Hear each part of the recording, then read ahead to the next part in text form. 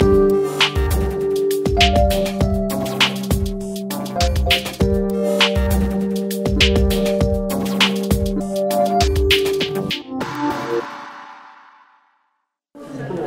noite, Dalva. Tudo bem? Você tá boa? Tudo bem, Branca? Tudo jóia? Bem. Noite, Maria do Carmo. Boa noite, professora. Você tá boa? Tô bem. Você, Irani? Tudo jóia? Tudo. Você está sabendo que esse lixo vai parar as bocas de lobo? O tipo de lixo que estão aqui. Se você reunir homens e mulheres numa sala como esta, simplesmente para que eles leiam e escrevam e não transformem a sua própria vida, né? Diante de pequenas ações, por exemplo, o lixo é uma ação, né? Iluminação pública é uma outra ação, né? Criança, vagas para creche, enfim, são ações que os incomodam no seu cotidiano. E eu acho que as salas de alfabetização precisam pautar isso.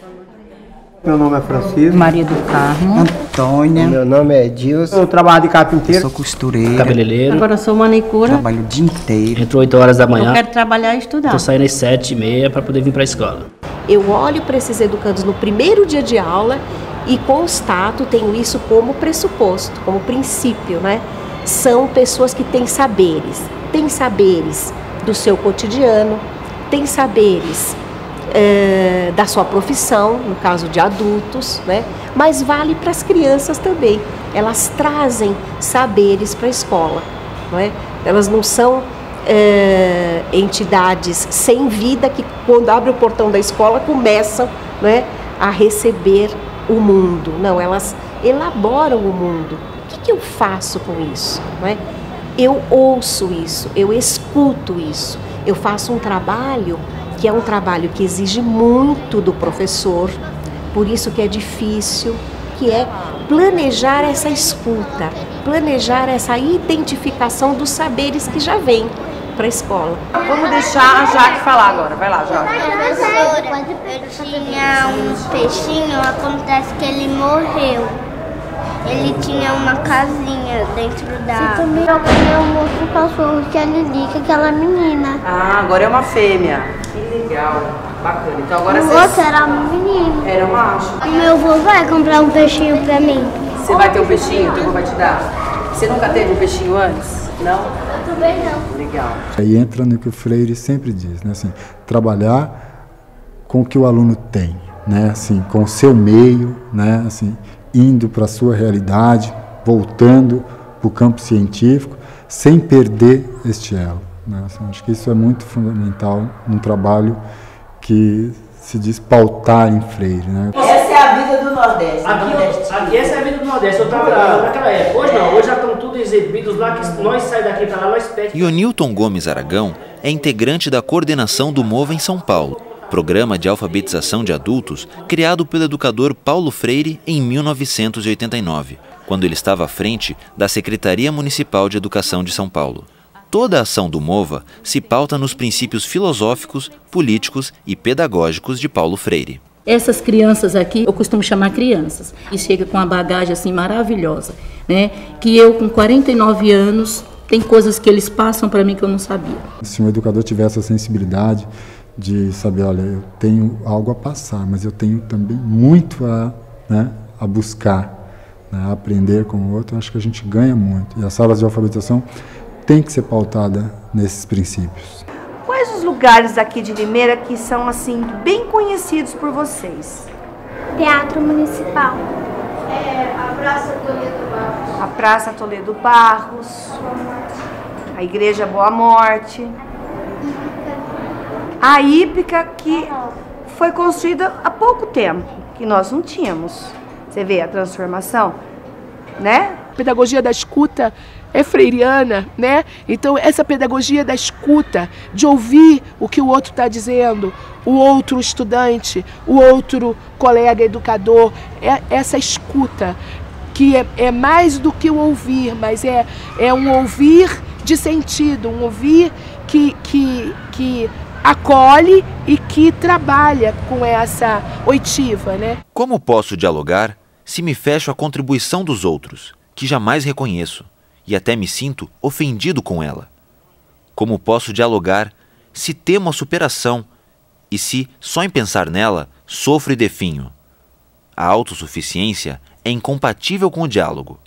Os homens que não têm humildade, ou a perdem, não podem aproximar-se do povo.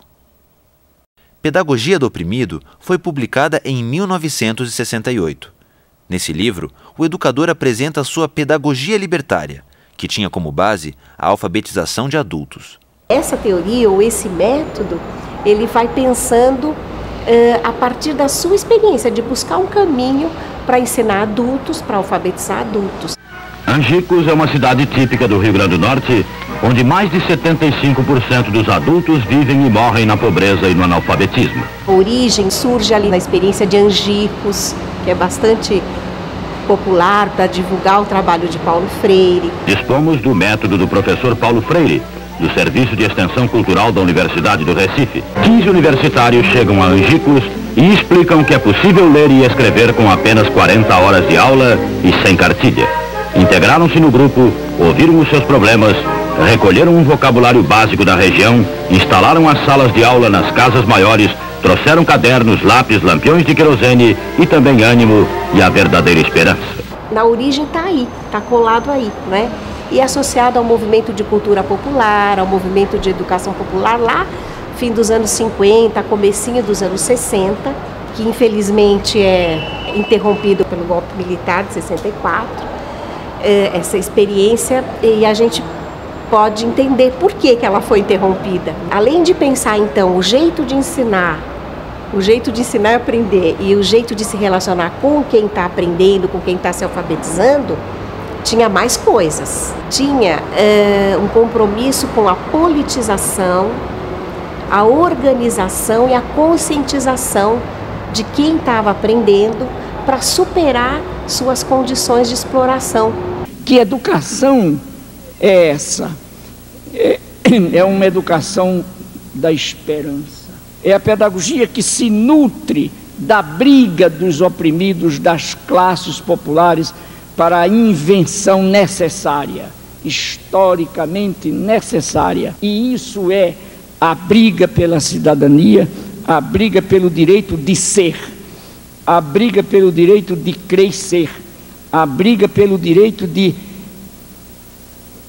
estar no mundo e com o mundo. Como explica Alípio Casale, professor do Departamento de Educação da PUC de São Paulo, a filosofia da educação freiriana, além de associada à educação de adultos, está bastante ligada à história de Paulo Freire. Ele também foi um agente, ele foi um ator, ele foi um sujeito de políticas públicas. Eu acho que sim, tem alguma coisa a ver com a origem dele, né? Nascido no Nordeste, nascido em Jaboatão, próximo a Recife, uma infância pobre, simples, órfão aos 13 anos, parou de estudar, aos 16 anos escrevia rápido com 2 R's no começo. Minha compreensão da fome não é dicionária. Escreveria em A Sombra desta Mangueira. Depois de muito curso, depois de ficar algum tempo sem estudar, 3, 4 anos sem estudar, sem ir para a escola, a mãe, viúva, consegue para ele uma bolsa no Colégio Oswaldo Cruz, no Recife, que era um dos colégios mais tradicionais na ocasião. E ele vai estudar de graça, mas dando uma contrapartida para a escola, que é de trabalhar na escola. E aí ele já começa a ter uma experiência de professor, digamos assim, na condição de assistente de professor. E isso tudo, claro, foi extremamente importante, porque mais à frente ele se torna professor nessa escola, professor de língua portuguesa, depois ele se forma advogado em direito. Então essas todas são experiências pessoais dele que já vão dando um certo contorno à sua vida, à sua experiência de vida, e vão se expressar depois de um modo muito mais claro na sua pedagogia. O homem e a mulher libertos do analfabetismo adquirem seus plenos direitos cívicos. Podem votar e contribuir para as magnas decisões da pátria. Noite após noite, 1 hora por dia, aula, que é o voto. Quem vende o voto não pode mais reclamar trabalho, o candidato já pagou. Dona Maria Hermínia tem 70 anos e só agora sabe disso. Quem vende o voto é a massa. O povo vota com consciência. A ideia da política está em toda a obra de Freire, né? Você vai encontrar muitas e muitas citações em textos dele, onde ele afirma literalmente isso. Não é possível pensar a educação sem, ou melhor dizendo, fora de um contexto de significação política, né? Educar é realizar um ato político. Por quê? Porque é permitir às pessoas o acesso ao conhecimento da sua realidade, ao conhecimento dos seus direitos, ao conhecimento das suas potencialidades, e disto decorre a demanda política de que as sociedades sejam organizadas politicamente de tal modo que todos os sujeitos possam realizar os seus direitos. Aonde, Débora? Aqui. Você ouviu falar? Você ouviu falar que a casa do vizinho entrou água por causa do lixo jogado nas ruas? É culpa do prefeito. Ah, é? Vou também fazer a campanha da comunidade limpa. A cerca de 500 metros da ilha, as aves podem até sobrevoar o local, mas não conseguem se estabelecer. Realizar um projeto pedagógico numa escola significa realizar um projeto político, né? Porque a vivência na escola, na relação pedagógica, já é uma vivência política, já é uma experiência de respeito recíproco, de liberdade, portanto já é uma experiência de cidadania. A escola é um microambiente de cidadania. E o que se aprende ali, aprende-se em função da vida social. Ela já é parte da vida social. A democratização da escola depende de todos aqueles, primeiro, que fazem a escola por dentro. Depende também da comunidade local em que a escola se situa, depende da vizinhança, depende da participação efetiva de todos os que estão dentro da escola e fora da escola. A real participação está em quando os pais interferem na própria gestão da política educacional e decidem sobre os gastos das escolas. Assim se faz a democracia dentro da escola. E só se democratiza a escola quando professoras, diretoras, zeladoras, vigias, merendeiras, coordenadoras pedagógicas, alunos, alunas, pais, mães, vizinhos, quando toda a comunidade assuma a escola como algo seu. A gente se embarafusta, né, pela caminhada de conhecer cada vez mais e melhor cada uma das crianças com as quais a gente tem a nossa vida junto aqui na escola. E claro que isso também implica um conhecimento extra-escolar, quer dizer, conhecer essa família, conhecer essas pessoas, as pessoas que lidam com essa criança, as pessoas que também intervêm, mediam a relação do conhecer dessa criança fora do espaço formal da escola. Quando há uma aproximação, há de alguma maneira legitimação de ambas as partes. E o estudante, ele percebe que existe uma ligação, então ele quer se aproximar também. Quando a gente busca o que está rodeando a vida do estudante, é porque o estudante ele é uma coisa, ele é inteiro, né? Ele não é só o momento que ele está na escola. Ele traz questões, ele leva questões. Se nós aprendemos em comunhão, se nós não somos vazios, nós elaboramos saberes na nossa vida, no nosso cotidiano, não é? Independentemente de uma educação formal ou não, independentemente do momento que eu digo, agora é a hora de aprender, eu vou aprendendo, eu vou elaborando saberes, não é? Então, é muito compreensível esta visão de escola que a gente hoje chama escola como espaço de cultura, não é? Escola como espaço, não como espaço da erudição, como espaço da informação, mas como espaço de cultura. Ou seja, onde a vida vai ser pensada, onde a vida vai ser criada, né? Não na perspectiva só de uma informação técnica que eu te transmito e você vai embora para outra vida, para outra comunidade, não. mas a escola, ela ser um centro de referência para discussões sobre a comunidade, para encontrar caminhos para a comunidade. Mudar é difícil, mas é possível. Escreve Paulo Freire no livro Pedagogia da Indignação. O que não foi legal? Você fala pra ele tem que entender. Foi chato. Foi chato? Então. Branca também achou chato? Então não é pra fazer. Se é chato, não é pra fazer. Pronto, e agora? Pronto. Ah, legal. Isso sim. Agora sim. Já leu Romeu e Julieta? O quê? Romeu e Julieta? Se eu já li? Eu já. E você? Não. Ah, você pegou? Peguei. Ah, ele separou ontem na biblioteca. Ah, e você já começou a ler? Ó, menina, ele separou ontem na biblioteca. Ah, que legal. Você vai gostar, tá? Desculpado.